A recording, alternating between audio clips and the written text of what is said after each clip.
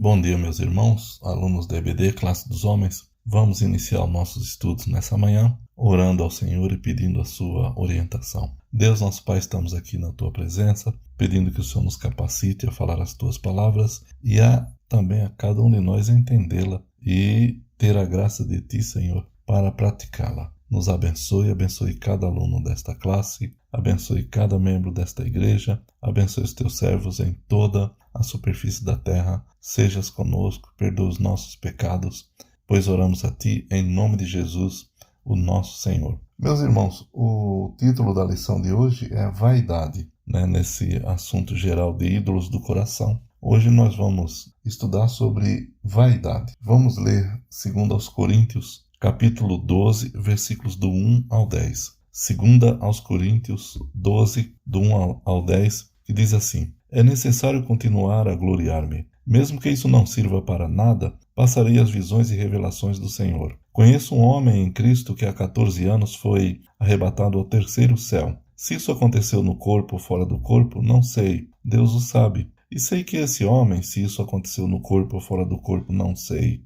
Deus o sabe, foi arrebatado ao paraíso e ouviu palavras inexprimíveis, as quais não é permitido ao homem mencionar. Nesse homem eu me gloriarei, mas não me gloriarei em mim mesmo, a não ser nas minhas fraquezas. Mas, mesmo que quisesse gloriar-me, eu não seria louco, porque estaria dizendo a verdade. No entanto, abstenho-me de fazê-lo, para que ninguém pense de mim além do que em mim vê ou de mim ouve. Até mesmo sobre essas extraordinárias revelações. Portanto, para que eu não me tornasse arrogante, foi-me posto um espinho na carne, um mensageiro de Satanás, para me atormentar, para que eu não me tornasse arrogante. Pedi ao Senhor 3 vezes que o tirasse de mim, mas ele me disse: A minha graça te basta, pois o meu poder se aperfeiçoa na fraqueza. Por isso, de muito boa vontade me gloriarei nas minhas fraquezas, a fim de que o poder de Cristo repouse sobre mim. Por isso, eu me contento nas fraquezas, nas ofensas, nas dificuldades, nas perseguições, nas angústias por causa de Cristo. Pois quando sou fraco, então sou forte. Belas palavras do apóstolo Paulo, não é? Nossa lição diz assim: tanto autores do Antigo Testamento quanto do Novo Testamento condenam de forma explícita a idolatria. O relato sobre a confecção do bezerro de ouro, de Êxodo 32, é um dos casos de idolatria mais conhecidos do Antigo Testamento. Paulo exortou os cristãos da igreja de Corinto a fugirem da idolatria. 1 Coríntios 10, do 14 ao 22, ele chega a dizer que o que se oferecem a ídolos, oferecem-se aos demônios. E Paulo diz: eu não quero que vocês sejam participantes da mesa do Senhor e da mesa dos demônios. Sabemos que tudo que ocupa o lugar de Deus em nossas vidas é idolatria. Nem sempre é fácil detectar as práticas da idolatria, pois muitos constroem altares invisíveis dentro de seus corações. Um desses ídolos presentes no coração humano é a vaidade, que estimula a corrida em busca da própria glória ou da glória humana. O texto básico desse estudo mostra, em primeiro lugar, a glória de Paulo, ou seja, a sua mais profunda intimidade com Deus. Ele teve inúmeras revelações de Deus. Em segundo lugar, é possível perceber o sofrimento do apóstolo, caracterizado por ele mesmo como um espinho na carne. Interessante essa história de espinho na carne, porque a palavra grega transliterada para espinho é skolops e significa aguilhão ou estaca. Segundo alguns estudiosos, a ideia aqui é associada à estaca. Paulo sentia que seu corpo se retorcia de forma semelhante aos criminosos que eram espetados em estacas pontiagudas. Segundo o comentarista William Barclay, nesse texto Paulo desnuda seu coração e mostra, ao mesmo tempo, a sua glória e dor, pois sempre depois da glória chega a dor. Existem muitas opiniões sobre o que poderia ser esse espinho na carne, mas o objetivo desse estudo não é tratar desse assunto. Paulo pediu a Deus com insistência para livrá-lo desse sofrimento. Porém, Deus não o atendeu. Entretanto, lhe deu forças e provisão para suportá-la. A minha graça te basta, disse o Senhor a Paulo. O propósito desse espinho era impedir que Paulo se exaltasse ou se envaidecesse devido às gloriosas experiências que vivenciou. No presente estudo, consideraremos algumas lições que o texto nos oferece, a fim de que a nossa vida não seja uma corrida em busca da própria glória ou da glória humana, mas uma busca constante da glória de Deus. Os tópicos para reflexão são os seguintes. Primeiro, a vaidade é fruto da natureza pecaminosa. Mesmo tendo se convertido de forma real na estrada de Damasco, Paulo não deixou de ser um pecador. E em 1 Timóteo 1,15 ele diz isso e se intitula como o maior dos pecadores. A Bíblia diz que o pecado tenazmente nos assedia. Em Hebreus 12:1, pecado que tão de perto nos assedia. Uma das manifestações do pecado que tenazmente nos assedia é que insiste em se manifestar, mesmo na vida do cristão, na forma da vaidade. Isto é, o desejo imoderado e infundado de merecer a admiração dos outros. A pessoa vaidosa gosta de se vangloriar, é dada a ostentação e dá grande importância a futilidades. O apóstolo Paulo se tornou um grande pregador da palavra. Era um homem cheio do poder e visão, possuindo notável conhecimento e preparo. Era cidadão romano e um grande líder. O seu trabalho alcançou êxito completo, fazendo o evangelho chegar aos mais diferentes lugares. Por tudo isso, seria muito fácil a vaidade tomar conta do seu coração. Era um homem crente de verdade, mas pecador por natureza. Daí o Senhor permitiu o espinho em sua carne, segundo o próprio apóstolo, para que não se orgulhasse e nem se exaltasse. O pecado gera vaidade, orgulho, soberba, altivez. No início da criação divina,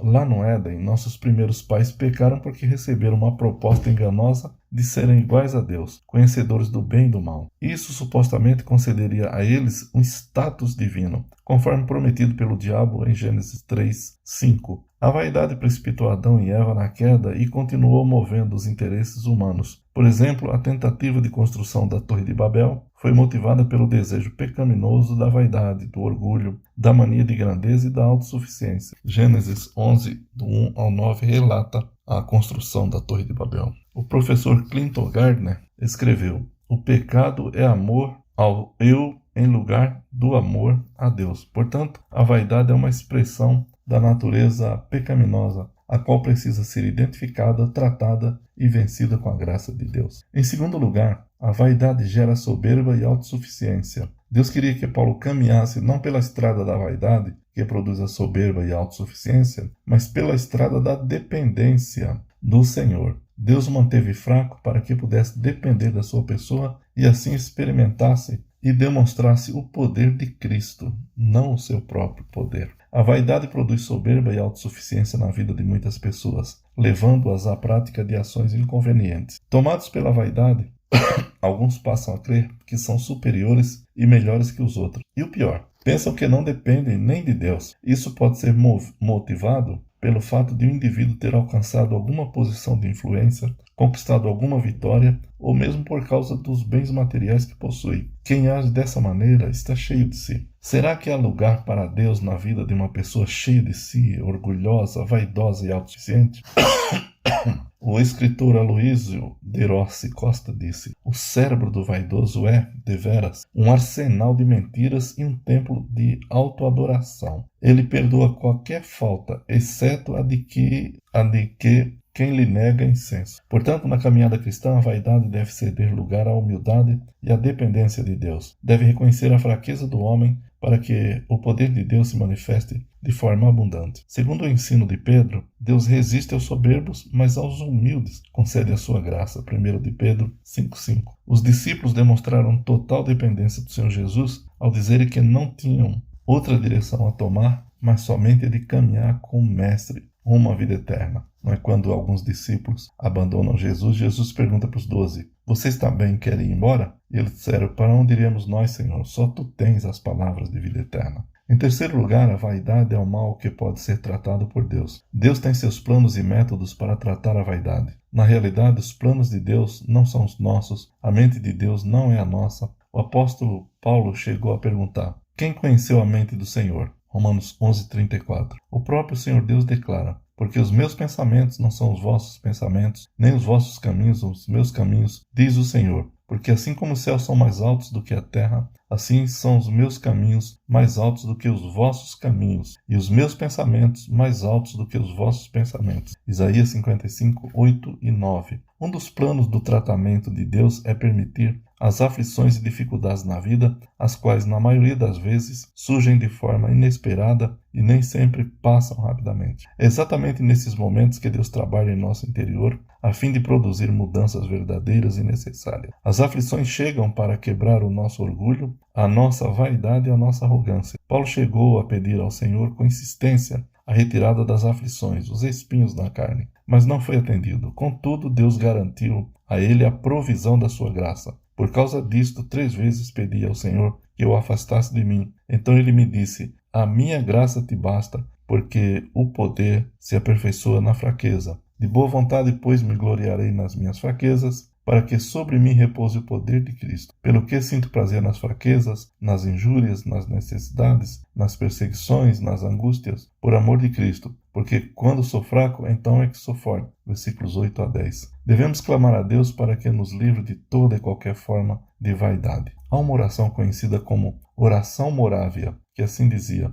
do desejo de sermos grandes, importantes e poderosos, livra-nos, ó Senhor. Deus tem propósitos até certo ponto incompreensíveis à nossa mente, que podem incluir aflições, lutas e até derrotas, a fim de nos moldar e impedir que o pecado da vaidade determine nossa maneira de ser e de viver. Devemos pedir ao Senhor que livre o nosso coração de qualquer atitude de vaidade, bem como que nos ajude a fugir de pessoas vaidosas, a fim de não sermos influenciados. Devemos lutar em oração para vencer a vaidade, pois, nas palavras de Ramon Campo Amor, ela é a paixão menos exigente e mais difícil de dissimular. Portanto, é necessário que entreguemos tudo ao Senhor, colocando diante dele toda e qualquer tendência à vaidade, a fim de que nos trate e nos restaure. O salmista dizia: se eu no coração contemplar a vaidade, o Senhor não me teria ouvido. Entretanto, Deus me tem ouvido e me tem atendido à voz da oração. Bendito seja Deus, que não me rejeita a oração, nem aparta de mim